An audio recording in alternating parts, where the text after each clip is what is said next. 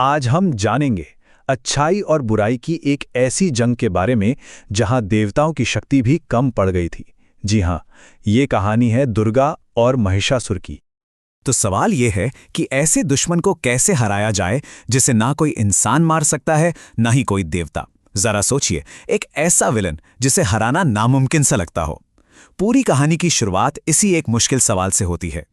चलिए सबसे पहले मिलते हैं इस कहानी के विलन महिषासुर से। उसके नाम में ही उसकी पूरी कहानी छिपी है। महिष मतलब भैंसा और असुर मतलब दानव। ये नाम उसके आधे इंसान और आधे भैंसे वाले शक्तिशाली रूप को दिखाता है। असल में महिषासुर का जन्म एक असुर राजा और एक भैंस के मिलन से हुआ था। तो आप समझ ही सकते हैं, उससे अपनी मां से मिली एक जंगली जानवर की बेहिसाब ताकत और अपने पिता से मिली थी दुष्टता और सब कुछ पा लेने की जिद। महिषासुर के सिर पर बस एक ही धुन सवार थी, अमर होना। और इसके लिए उसने सालों तक बिना कुछ खाए पिए, बिना सोए इतनी कठोर तपस्या की कि उसकी शक्ति से तीनों लोक कांप उठे। उसका एक ही मकसद था, सृष्टि के रचयिता भगवान ब्रह्मदेव को प्रसन्न करना। और हुआ भी वही। ब्रह्मदेव उसकी तपस्या से खुश हुए और उससे वरदान मांगने को कहा। महिषासुर ने अमरता मांगी, लेकिन यह सृष्टि के नियम के खिलाफ था। तब उसने चालाकी से कहा, ठीक है, अगर मुझे मरना ही है तो मेरी मौत किसी स्त्री के हाथों हो। उसे लगा कोई औरत उसे भला क्या मार पाएगी, और यही उसका सबसे बड़ा घमंड था।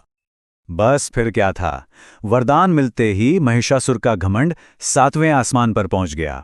उसे लगा अब तो उसे कोई छू भी नहीं सकता। उसने फौरन अपनी असुर सेना को इकट्ठा किया और धरती से लेकर स्वर्ग तक हर जगह अपना आतंक फैलाना शुरू कर दिया। इस वरदान का नतीजा बहुत ही भयानक था। महिषासुर को कोई हरा नहीं पा रहा था। उसने एक एक कर सारे देवताओं को हरा दिया और स्वर्ग की राजधानी अमरावती पर भी कब्जा कर लिया। बेचारे देवताओं को स्वर्ग छोड़कर भागना पड़ा। हारकर वो सब मदद के लिए त्रिदेवों के पास पहुंचे। तब ब्रह्मा जी ने सबको महिषासुर के वरदान की वो एक छोटी सी लेकिन बहुत जरूरी बात याद दिलाई। कोई देवता या पुरुष उसे नहीं मार सकता, लेकिन एक स्त्री उसे मार सकती थी। पर प्रॉब्लम ये थी कि तीनों लोकों में ऐसी कोई स्त्री थी ही नहीं जो अकेले महिषासुर का सामना कर सके। तो त्रिदेवों ने एक ऐसा फैसला लिया जो पहले कभी नहीं हुआ था। उन्होंने कहा, अगर ऐसी कोई शक्ति नहीं है तो उसे बनाया जाएगा। ब्रह्मा, विष्णु और महेश तीनों ने अपनी सारी दिव्य ऊर्जा को एक कर दिया। उस ऊर्जा से आसमान में एक आग का गोला बना और उसी दिव्य अग्नि से जन्म हुआ एक महान योद्धा देवी का, देवी दुर्गा। देवी दुर्गा असल में सभी देवताओं की मिलीजुली शक्ति थी। उन्हें और भी शक्तिशाली बनाने के लिए हर देवता ने उन्हें अपना सबसे खास हथियार दिया। भगवान विष्णु ने दिया अपना सुदर्शन चक्र, भगवान शिव ने अपना त्रिशूल और भगवान ब्रह्मा ने अपना कमंडलू। और हां, सवारी के लिए मिला हिमालय का सबसे शक्तिशाली शेर। उधर जब महिषासुर तक ये खबर पहुंची तो वो जोर जोर से हंसने लगा। अपने घमंड में उसने देवी दुर्गा को बहुत ही कम आंका और उनका सामना करने के लिए अपनी सेना भेज दी। और फिर शुरू हुआ वो महायुद्ध। देवी दुर्गा ने एक एक करके महिषासुर की पूरी सेना को खत्म कर दिया। जब महिषासुर ने देखा कि उसकी सेना हार रही है तो वो खुद मैदान में उतर आया। उसने अपनी जादुई शक्तियों का इस्तेमाल किया और देवी को धोखा देने के लिए रूप बदलना शुरू कर दिया।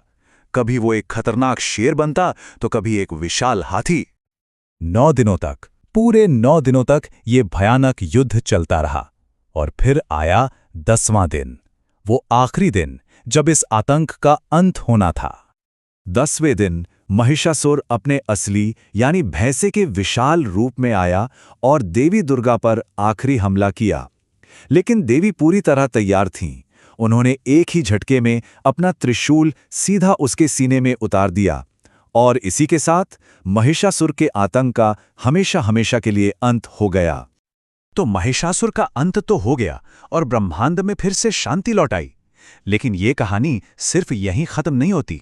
इस महान जीत का असर आज भी हमारी संस्कृति और हमारे त्योहारों में जिंदा है। उसी दिन से देवी दुर्गा को एक नया नाम मिला, महिषासुर मर्दिनी, जिसका मतलब है महिषासुर का वध करने वाली।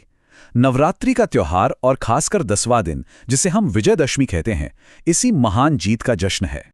तो ये सदियों पुरानी कहानी हमें एक सवाल के साथ छोड़ जाती है। घमंड, दैवीय शक्ति और बुराई पर अच्छाई की जीत की ये कहानी आज के ज़माने में हमारे लिए क्या मायने रखती हैं?